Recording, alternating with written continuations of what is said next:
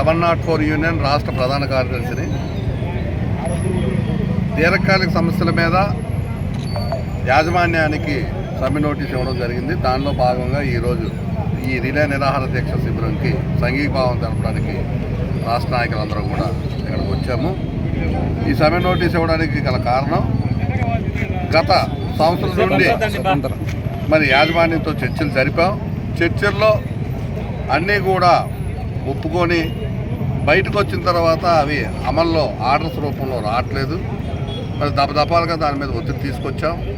అయినప్పటికీ కూడా వాళ్ళ తీరు మారలేదు. గత ప్రభుత్వాల్లో మా హక్కులు కాలు రాశారు.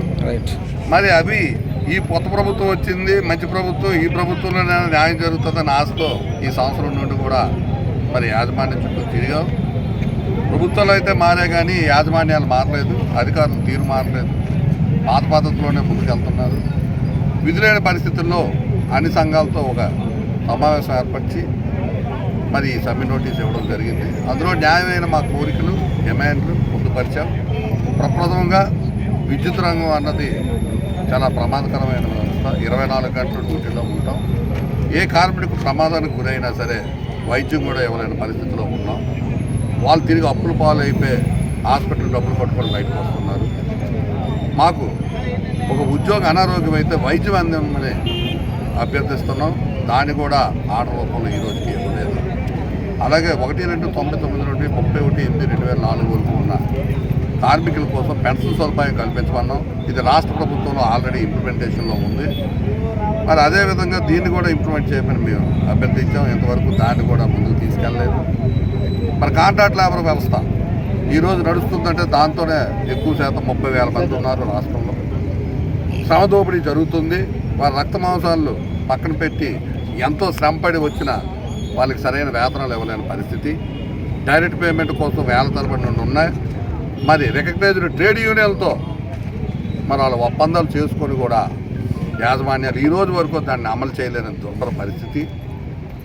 మరి ఏరియర్స్ కూడా మొన్న వేతన సవరణలో జరిగి అతి తక్కువ 2% జరిగి కూడా ఈ రోజు కూడా ఏరియర్స్ ఇవ్వలేని పరిస్థితి. మరి సుప్రీంకోర్టు ఆర్డర్లో సమాన పనికి సమాన వేతనం ఉంది, దాన్ని కూడా ఇంప్లిమెంట్ చేయట్లేదు. కాంట్రాక్టర్కి యాక్సిడెంట్ అయితే వాళ్ళకి కూడా స్పెషల్ క్యాజువల్ లీవ్స్ కూడా ఇవ్వట్లేదు. ఇలాగ వాళ్ళ అంశాలకు వచ్చేటప్పటికి 5-6 అంశాలు పొందుపరిచాము. అవి న్యాయమైనవి.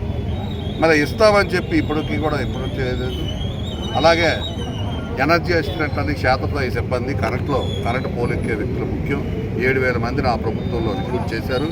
6 సంవత్సరాలు అయినా నేటికి వాళ్ళకి జైళ్ళములుగా పదోన్నతి కల్పించట్లేదు.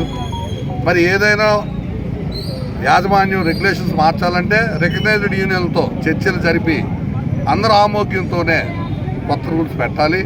దానికి విరుద్ధంగా యాజమాన్యం ఏకపక్ష నిర్ణయాలు తీసుకొని కొత్త రెగ్యులేషన్స్తో వాళ్ళని ఇబ్బంది పెడుతున్నారు.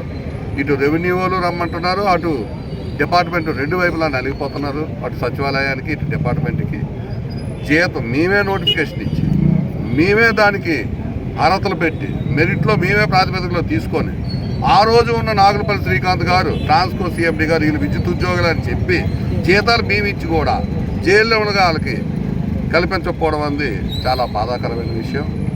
మరి తండ్రి చనిపోతే ఉద్యోగాలు అన్నవి మా రైట్. ఈరోజు వరకు కూడా విద్యుత్ రంగంలో లేని పోస్టులు క్రియేట్ చేసి కన్సాలిడేట్ పే ఇవ్వడం అనేది దురదృష్టకరం. దపదపాలుగా ఇది తప్పు అని మేము అభ్యర్థించాం. దీన్ని సరిచేస్తామన్నారు. విద్యార్హత బట్టి వాళ్ళకి ఉద్యోగాలు ఇవ్వట్లేదు. అలాగే ట్రాన్స్ఫర్ ఆఫ్ సర్వీస్ విద్యార్హత బట్టి కూడా విద్యుత్ రంగంలో వాడుకున్న పోస్టులు క్రియేట్ చేయాలి.